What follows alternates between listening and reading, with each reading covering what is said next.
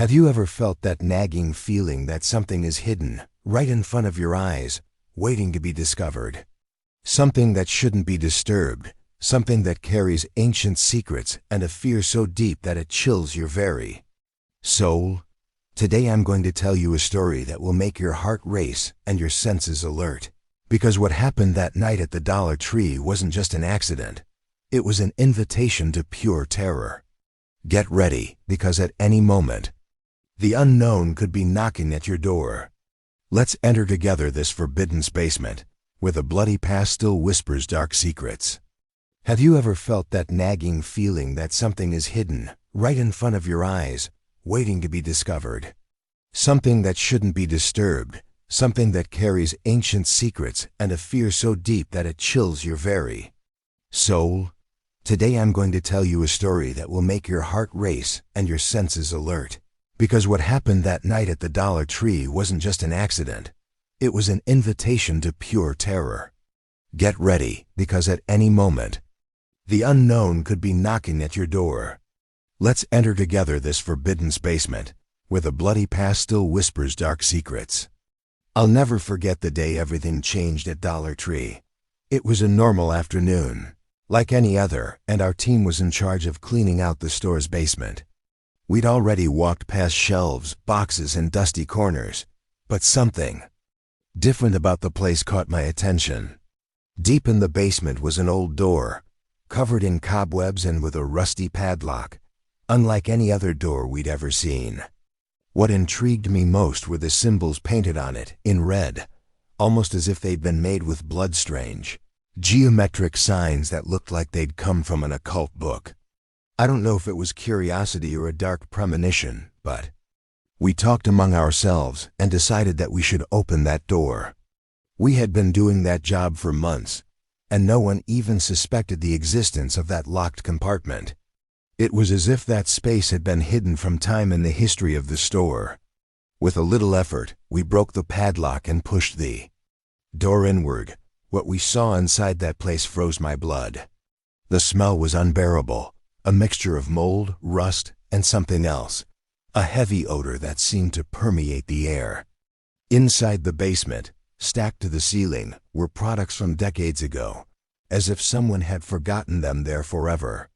Boxes of old toys, some still in their original packaging, but stained a dark, dried red, as if they had been bathed in blood. It was surreal.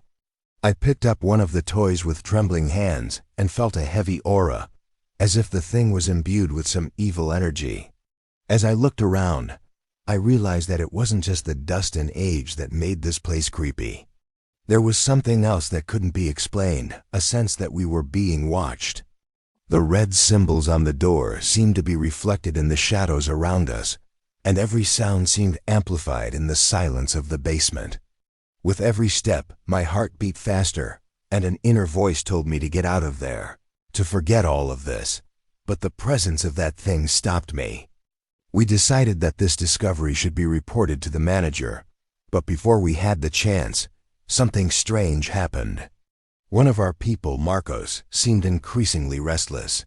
He no longer spoke, avoided looking at the door, and his face had a pallor that I had never seen before.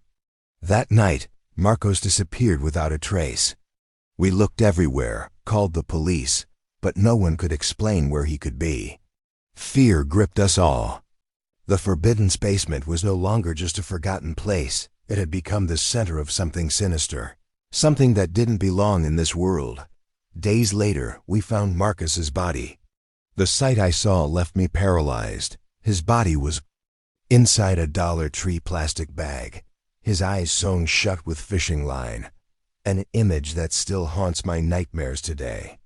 I couldn't understand how someone could commit such cruelty, and what could have happened in that basement to lead to this. Since then, the basement door has been sealed, and no one dares to even approach that place anymore. I, however, still hear the voices, feel the presence, and know that the terror is not over. The curiosity that led us there may have been our worst mistake, and the secret of the forbidden basement is far from being revealed. After Marcos disappeared, something frighteningly changed inside the store. What had once been a normal, somewhat routine environment was now permeated by a heavy and unsettling atmosphere. No one could sleep well, not even me. Every time I walked past the basement, I felt a chill run down my spine, as if something invisible was watching me. The red symbols, the locked door, the dense silence of the place, all of this seemed to carry a curse that we could not understand. I, who have always been skeptical about these things, began to question everything. How was it possible that something so terrifying was hidden behind that door? Why had Marcos disappeared that night? And most importantly, who or what had done this to him? The fact that we had found his body wrapped in that plastic bag from the Dollar Tree, with his eyes sewn shut, made no rational sense. It was as if someone had tried to keep him from seeing something, or perhaps to keep him from ever being able to look at what had terrified him.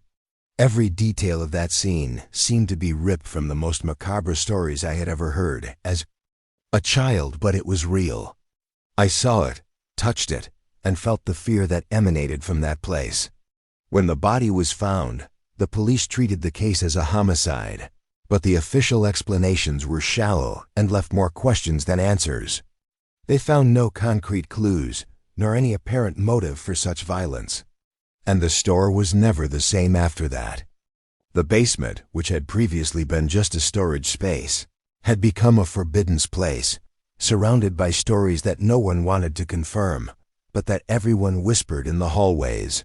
Some colleagues reported hearing whispers during the Friday night. Others spoke of shadows that seemed to move beyond their reach of vision, and I myself felt footsteps that belonged to no one. It was then that I realized that the danger lay not only in that physical space, but in something that surpassed human comprehension. I found myself pondering the symbols on the door, trying to understand if they had anything to do with ancient rituals, cults, or curses.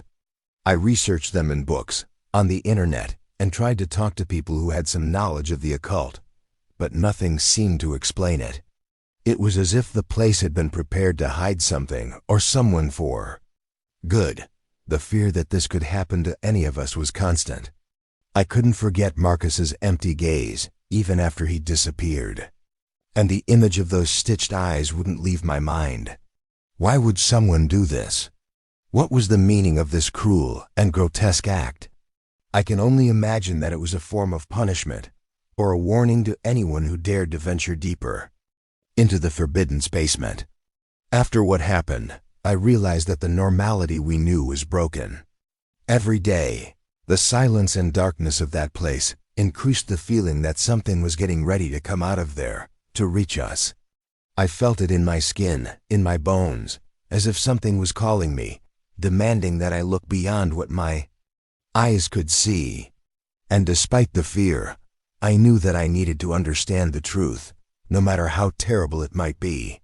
Now, every time I enter that store, the thought of that basement and what happened there haunts me. The feeling that something ancient, dark, and unforgiving is trapped there, biding its time, won't leave me alone.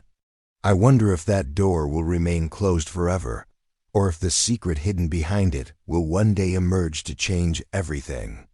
We know, because one thing is certain: the forbidden basement holds not only forgotten products of the past, but horrors that surpass time and reason.